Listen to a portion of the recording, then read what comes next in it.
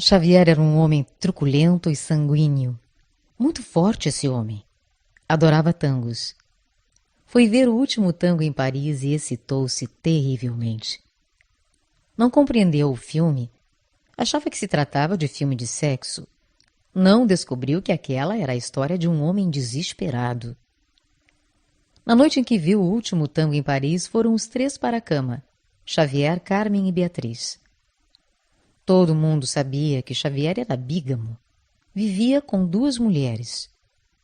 Cada noite era uma, às vezes 2 vezes por noite. A que sobrava ficava assistindo. Uma não tinha ciúme da outra. Beatriz comia que não era vida. Era gorda e enxudiosa. Já Carmen era alta e magra. A noite do último tango em Paris foi memorável para os três. De madrugada estavam exaustos. Nesse dia, domingo, almoçaram às 3 horas da tarde. Quem cozinhou foi Beatriz, a gorda. Xavier bebeu vinho francês e comeu sozinho um frango inteiro. As duas comeram o outro frango. Às 6 horas da tarde foram os três para a igreja. Parecia um bolero, o bolero de Ravel. E de noite ficaram em casa vendo televisão e comendo. Nessa noite não aconteceu nada, os três estavam muito cansados. E assim era dia após dia. Xavier trabalhava muito para sustentar as duas e a si mesmo as grandes comidas. E às vezes enganava ambas com uma prostituta ótima. Mas nada contava em casa, pois não era doido. Passavam-se dias, meses, anos. Ninguém morria. Xavier tinha 47 anos. Carmen tinha 39 e Beatriz já completara os 50. A vida lhes era boa. Às vezes Carmen e Beatriz saíam a fim de comprar camisolas cheias de sexo e comprar perfume. Carmen era mais elegante. Beatriz, com suas banhas, escolhia biquíni e um sutiã mínimo para os enormes seios que tinha. Um dia Xavier só chegou de noite bem tarde, as duas desesperadas. Mal sabiam que ele estava com a sua prostituta. Os três, na verdade, eram 4, como os 3 mosqueteiros. Xavier chegou com uma fome que não acabava mais e abriu uma garrafa de champanha. Estava em pleno vigor. Conversou animadamente com as duas, contou-lhes que a indústria farmacêutica que lhe pertencia ia bem de finanças e propôs às duas irem os três a Montevidéu para um hotel de luxo. Foi uma tal azáfama a preparação das 3 malas. Beatriz saiu e comprou uma minissaia. Foram de avião. Sentaram-se em banco de 3 lugares, ele no meio das duas. Em Montevidéu compraram tudo o que quiseram, inclusive uma máquina de costura para Beatriz e uma máquina de escrever, que Carmen quis para aprender a manipulá-la. Na verdade, não precisava de nada, era uma pobre desgraçada. Mantinha um diário. Anotava nas páginas do grosso caderno encadernado de vermelho as datas em que Xavier a procurava. Dava o diário a Beatriz para ler. Em Montevidéu compraram um livro de receitas culinárias. Só que era em francês e elas nada entendiam. As palavras mais pareciam palavrões. Então compraram um receituário em castelhano. Aprenderam a fazer rosbife. Xavier engordou 3 quilos e sua força de touro acresceu-se. Às vezes as duas se deitavam na cama. Longo era o dia. E, apesar de não serem homossexuais, se excitavam uma à outra e faziam amor. Amor triste. Um dia contaram esse fato ao Xavier. Xavier vibrou e quis que nessa noite as duas se amassem na frente dele. Mas, assim encomendado, terminou tudo em nada. As duas choraram e Xavier encolerizou-se danadamente. Durante 3 dias ele não disse nenhuma palavra às duas. Mas, nesse intervalo e sem encomenda, as duas foram para a cama e com sucesso. Ao teatro, os 3 não iam. Preferiam ver televisão ou jantar fora. Xavier comia com maus modos, pegava comida com as mãos, fazia muito barulho para mastigar, além de comer com a boca aberta. Carmen, que era mais fina, ficava com nojo e vergonha. Sem vergonha mesmo era Beatriz, que até nua andava pela casa. Não se sabe como começou, mas começou. Um dia Xavier veio do trabalho com marcas de batom na camisa. Não pôde negar que estivera com a sua prostituta preferida. Carmen e Beatriz pegaram cada um pedaço de pau e correram pela casa toda atrás de Xavier. Este corria feito um desesperado, gritando perdão, perdão, perdão.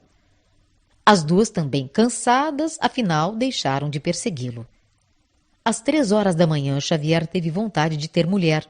Chamou Beatriz porque ela era menos rancorosa. Beatriz, mole e cansada, prestou-se aos desejos do homem que parecia um super-homem. Mas no dia seguinte avisaram-lhe que não cozinhariam mais para ele, que se arranjasse com a terceira mulher. As duas de vez em quando choravam e Beatriz preparou para ambas uma salada de batata com maionese. De tarde foram ao cinema. Jantaram fora e só voltaram para casa à meia-noite. Encontrando um Xavier abatido, triste, com fome. Ele tentou explicar. É porque às vezes tenho vontade durante o dia. Então, disse-lhe Carmen, então por que não volta para casa? Ele prometeu que assim faria. E chorou. Nessa noite as duas fizeram amor na sua frente e ele roeu-se de inveja.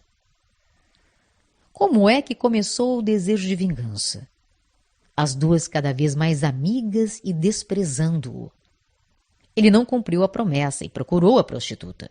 Esta excitava-o porque dizia muito palavrão e chamava-o de filho da puta. Ele aceitava tudo.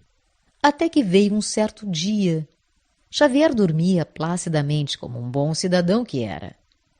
As duas ficaram sentadas junto de uma mesa, pensativas. Cada uma pensava na infância perdida e pensaram na morte. Carmen disse, um dia nós três morreremos. Beatriz retrucou, e à toa. Tinham que esperar pacientemente pelo dia em que fechariam os olhos para sempre. E Xavier? O que fariam com Xavier? Este parecia uma criança dormindo. Vamos esperar que Xavier morra de morte morrida? Perguntou Beatriz. Carmen pensou, pensou e disse, acho que devemos as duas dar um jeito. Que jeito? Ainda não sei. Mas temos que resolver. Pode deixar por minha conta, eu sei o que faço. E nada de fazer em nada. Daqui a pouco seria madrugada e nada teria acontecido. Carmen fez para as duas um café bem forte e comeram chocolate até a náusea e nada, nada mesmo. Ligaram o rádio de pilha e ouviram uma lancinante música de Schubert. Era piano puro. Carmen disse, tem que ser hoje. Carmen liderava e Beatriz obedecia. Era uma noite especial, cheia de estrelas que as olhavam faiscantes e tranquilas. Mas que silêncio! Foram as duas para perto de Xavier para ver se inspiravam. Xavier roncava. Carmen realmente inspirou-se. Disse para Beatriz, na cozinha há 2 facões. E daí? E daí nós somos duas e temos 2 facões. E daí? E daí, sua burra, nós duas temos armas e poderemos fazer o que precisamos fazer. Deus manda. Não é melhor não falar em Deus nessa hora? Você quer que eu fale no diabo? Não, falo em Deus que é dono de tudo, do espaço e do tempo. Então foram à cozinha. Os 2 facões eram amolados de fino aço polido. Teriam força? Teriam, sim. Foram armadas. O quarto estava escuro. Elas faquejaram erradamente, apunhalando o cobertor. Era noite fria. Então conseguiram distinguir o corpo adormecido de Xavier. O rico sangue de Xavier escorria pela cama, pelo chão. Um desperdício. Carmen e Beatriz sentaram-se junto à mesa da sala de jantar, sob a luz amarela da lâmpada nua. Estavam exaustas. Matar requer força. Força humana. Força divina. As duas estavam suadas, mudas, abatidas. Se tivessem podido, não teriam matado seu grande amor. E agora? Agora tinham que se desfazer do corpo. O corpo era grande, o corpo pesava. Então as duas foram ao jardim e, com auxílio de duas pás, abriram no chão uma cova. E, no escuro da noite, carregaram o corpo pelo jardim afora. Era difícil, porque Xavier morto parecia pesar mais do que quando vivo, pois escapara-lhe o espírito. Enquanto o carregavam, gemiam de cansaço e de dor. Beatriz chorava.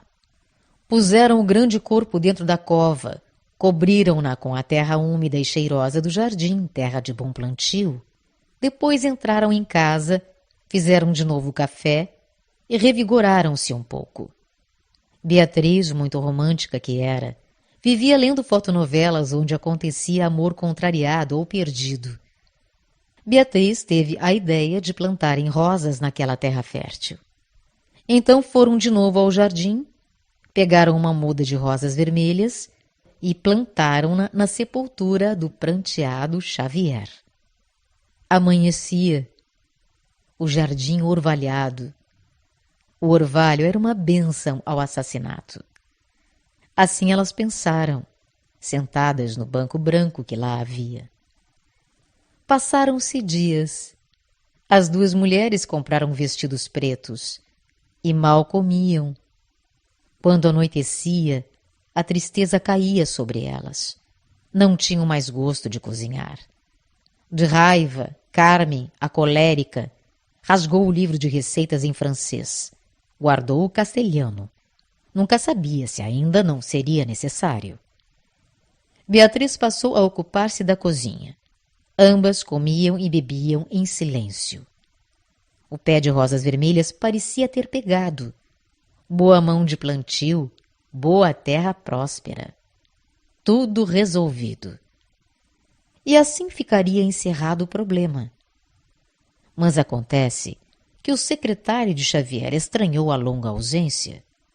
Havia papéis urgentes a assinar. Como a casa de Xavier não tinha telefone, foi até lá. A casa parecia banhada de mala suerte. As duas mulheres disseram-lhe que Xavier viajara, que fora a Montevidéu. O secretário não acreditou muito, mas pareceu engolir a história. Na semana seguinte, o secretário foi à polícia. Com polícia não se brinca. Antes, os policiais não quiseram dar crédito à história. Mas, diante da insistência do secretário, resolveram preguiçosamente dar ordem de busca na casa do polígamo. Tudo em vão. Nada de Xavier. Então Carmen falou assim: Xavier está no jardim. No jardim? Fazendo o quê? Só Deus sabe o quê. Mas nós não vimos nada nem ninguém. Foram ao jardim. Carmen, Beatriz, o secretário de nome Alberto, 2 policiais e mais 2 homens que não se sabia quem eram. 7 pessoas. Então Beatriz, sem uma lágrima nos olhos, mostrou-lhes a cova florida. 3 homens abriram a cova, destroçando o pé de rosas que sofriam à toa a brutalidade humana. E viram Xavier. Estava horrível, deformado, já meio roído, de olhos abertos. E agora? Disse um dos policiais. E agora é prender as 2 mulheres. Mas, disse Carmen, que seja numa mesma cela. Olhe, disse um dos policiais diante do secretário atônito. O melhor é fingir que nada aconteceu, senão vai dar muito barulho. Muito papel escrito, muita falação. Vocês 2, disse o outro policial, arrumem as malas e vão viver em Montevidéu. Não nos deem maior amolação. As 2 disseram, muito obrigada. E Xavier não disse nada. Nada havia mesmo a dizer.